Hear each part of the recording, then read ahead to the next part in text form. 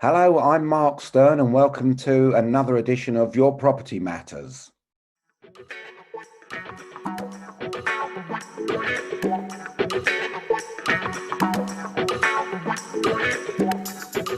So what I'd like to go through with you today is how your property is performing on the property portals and really how to recognise when it's time to leave things alone and be patient or to reduce your property price. Now, the way the market is right now in January, in fact, it's January the 20th, 2021, the market is reasonable. I think it's positive considering what we're going through at the moment. And as I've mentioned in previous videos, I'm actually very impressed with the quality of buyers that are out there at the moment.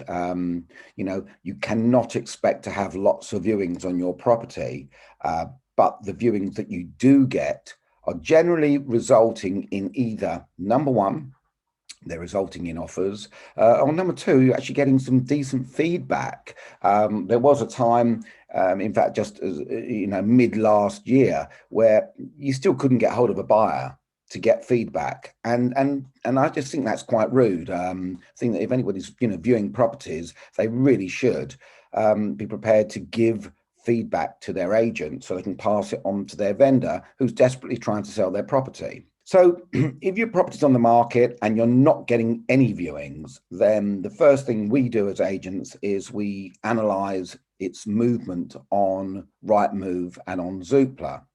So what I'd like to do is show you exactly what I'm talking about. So I've just logged into Rightmove. I've logged in as an estate agent, and this is a section that agents only have access to. And it's called Rightmove Plus. And I've selected one of my properties here. This particular one is in Islington, in N1, Claremont Heights. And what you've got here is you've got this graph. And what the graph shows is it shows the day that the property was launched, which was actually on the 26th of December. It shows you that on the right-hand side, in fact, I'll use my cursor here, it shows you the number of detailed views that the property's had. So on that launch day, just after, it had 240, just under 240 views. You've then got this grey line at the bottom that runs all the way, and that grey line represents similar properties that are currently on the market for sale. So as you can see, load of views at the beginning, and then it sort of dips down and hovers along that grey line. It dipped a little bit last week. And that's sort of where we were. However, what happened out of these 240 odd people that have viewed the property online? How many inquiries do you think I've had? We would normally say under a normal market, no COVID, no Brexit, 10%. So therefore we would expect to get 20 to 24 people contact us that would want a viewing. However, I didn't get anywhere near that. And what I'm finding now is we're really getting about 2% of people. So really, I would expect that to be 4. So 4 people contact me and would like to have viewed the property. So out of the 4 people that have viewed the property, I arranged viewings actually for 3 of them. So 3 of them came along to view the property. In fact, they viewed it last week because it had a tenant in, and we needed to make sure that the tenant was okay with the viewings. And it didn't result in any offers.